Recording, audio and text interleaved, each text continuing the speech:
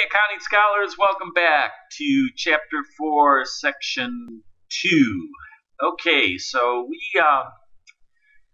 threw a lot, or we talked about a lot in the last video, specifically regarding contribution margins, and target profit, total revenue, total cost, break-even points. But as I mentioned many times through that particular segment, kind of the operative variable is break-even point, because that is so critical to the owners and managers of a business.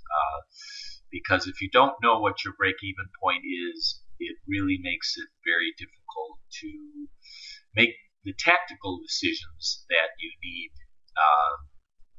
to ensure that you do break even and hopefully earn a nice profit. So just kind of in a review, if you take that selling price variable and you increase it, what do you think will happen to the break-even point? Well, if you increase your selling price,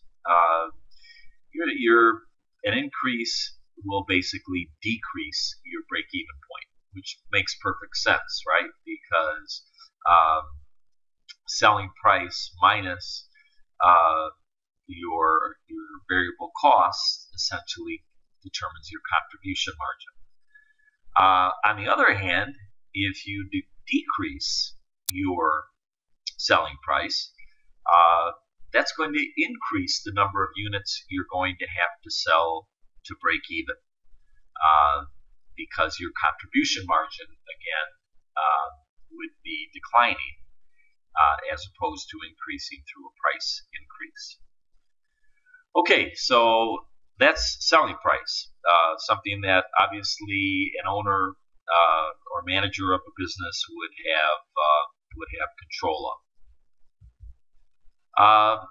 Let's look at another variable. What happens to break even if your variable costs change? What exactly is the implication there?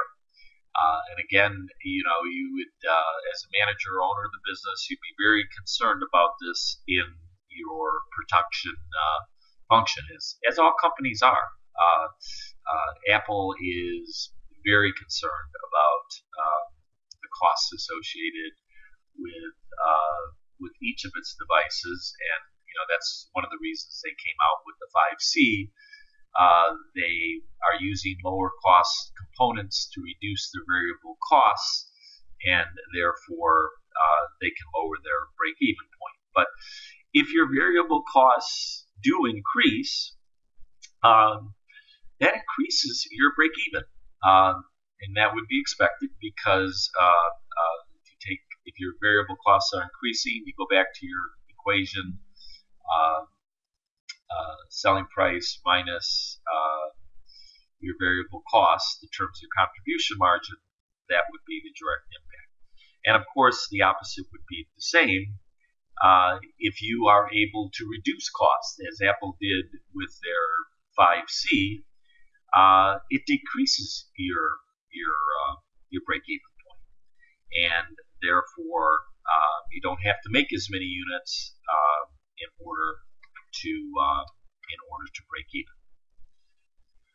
Okay, so that's variable costs, but we know there are some other costs that we typically have to deal with, and those are fixed costs. So how do fixed costs essentially change your break-even point?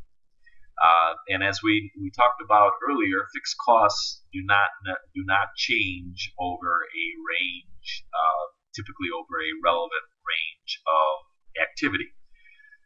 But in this case, if your fixed costs do increase, that does increase your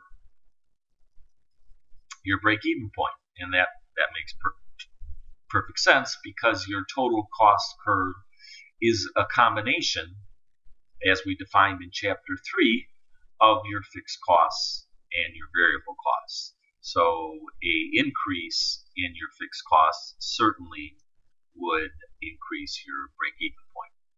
On the other hand, if you're able to decrease your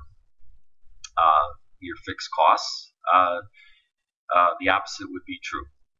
That would decrease your break-even point because your total costs would be reduced. Okay, now since we live in America, and Uncle Sam likes to take his particular cut, and that typically is taxes. What happens when there is a change in the tax rate, the percentage of your profits that Uncle Sam takes at the end of the year?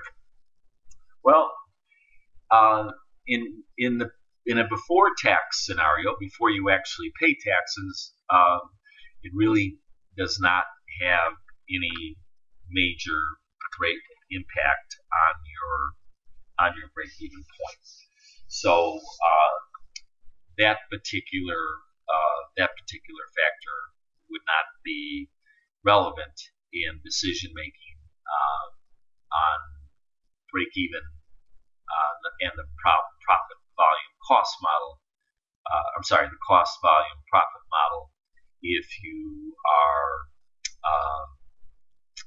doing the analysis before tax. All right, guys, this is a good place to stop. We're actually going to, in the next section, we're actually going to take some specific examples utilizing the mathematical formulas that we've defined so far to actually determine a break-even point. So have a great night, and I'll see you tomorrow night.